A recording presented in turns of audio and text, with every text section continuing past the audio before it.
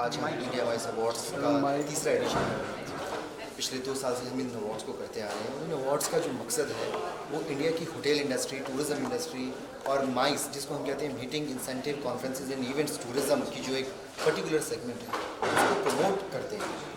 हमारा मकसद ऐसे लोगों को प्रमोट करना है, उनको पुरस्कृत करना है जिन्होंने भारत में बढ़ते हुए टूरिज़्म में अपना योगदान दिया। और जब हम टूरिज़्म की बात करते हैं तो माइस टूरिज़्म इतना स्पेसिफिक है कि नॉर्मल लोग जो इंडिया में घूमने आते हैं या बात करने आते हैं या किसी भी काम से आते हैं, उन लोगों का जो एक्सपेंडिचर होता है उनके मुकाबले 4 गुना ज़्यादा एक्सपेंडिचर माइस टूरिस्ट का होता है। बिकॉज उनकी जो स्पेंडिंग पावर होती है वो एक नॉर्मल लेजर ट्रैवलर से ज़्यादा होती है, एक फैमिली ट्रैवलर से ज़्यादा होती है।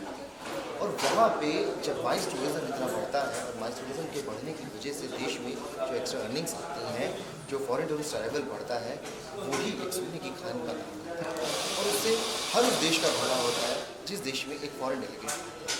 सर, भारत में आप माइस का प्रभाव कैसे इम्पेक्ट कर रहा है हमारी इकोनॉमी को? देखिए रोजगार कैसे पैदा कर रहा है? देखिए मैं तो ये कहूँगा कि टूरिज़्म को और ख़ास तौर पर माइस टूरिज़्म को इंडस्ट्री का नाम देना ही गलत है। मेरे ख्याल से तो इसको हमें ट्रेड घोषित कर देना चाहिए, क्योंकि अगर आप स्पेन की बात करें, आप फ्रांस की बात करें, तो मुझे आज भी वो वाक़या याद है जब मनमोहन सिंह साहब हमारे प्रधानमंत्री हुआ करते थे और उनकी फ्रांस के डेलीगेशन के साथ बातचीत चल रही थी, तो इंडिया की उस समय जो फॉरेन टूरिस्ट अराइवल था that was around 5 million, 85 lakh के आसपास फॉरेन टूरिस्ट इंडिया में आया करते थे।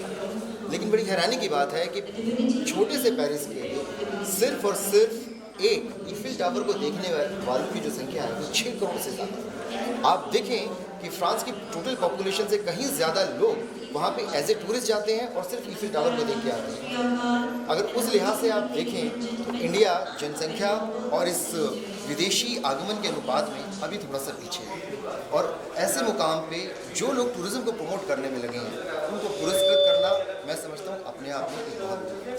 सर, जैसे कहा जाता है कि माइस इस समय इंडिया को अगर देखें माइस में तो 31वां स्थान पर है इसमें, तो उसको आप क्या देखते हैं आगे कितना और ग्रो करेगा और रैंकिंग कितनी सुधार होगा? देखिए हमारी सरकार माइस टूरिज़्म को प्रमोट करने के लिए बहुत ही एग्रेसिवली मार्केटिंग कर रही है। मुझे आज भी याद है जब 2006 में हमने इस मैगज़ीन को निकाला था और प्रकाशित करना शुरू किया था, तो उस समय ऐसी बहुत सी चीज़ें थी जब लोग टर्म्स तक को नहीं समझते थे। माइस का मतलब वो लोग समझते नहीं थे कि ये टूरिज़्म के लिए एक डेडिकेटेड सेगमेंट है। माइस का अर्थ भी बहुत लोग नहीं जानते थे, लेकिन आज इसके नाम से इतने बड़े बड़े कन्वेंशन होटल्स खुल रहे हैं, कन्वेंशन सेंटर्स खुल रहे हैं, बैंक्वेट हॉल्स खुल रहे हैं, जहाँ पे 100 से लेके 200 पीपल तक की जो एक गैदरिंग है उन्हें बहुत अच्छा बिजनेस देती है। ऐसे कन्वेंशन सेंटर्स में छोटे लेवल की और डे कॉन्फ्रेंसेस होती हैं और उससे मालिकों को और आयोजकों सर, लास्ट क्वेश्चन, अगले 10 वर्षों में माइस को इंडिया में किस लेवल? देखिए अगले 10 वर्षों में नहीं, मैं तो चाहता हूँ अगले 10 दिनों में इंडिया वर्ल्ड के माइस मैप पे नंबर 1 हो। उसके लिए प्रयासरत हैं।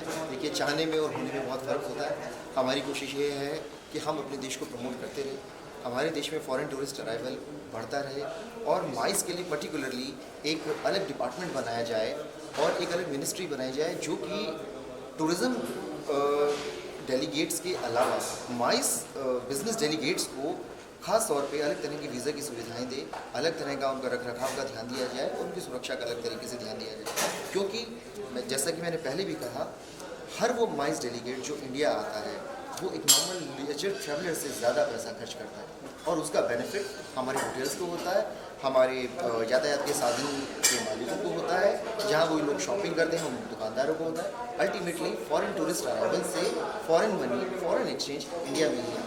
And this is where the gold mine lies, as I said.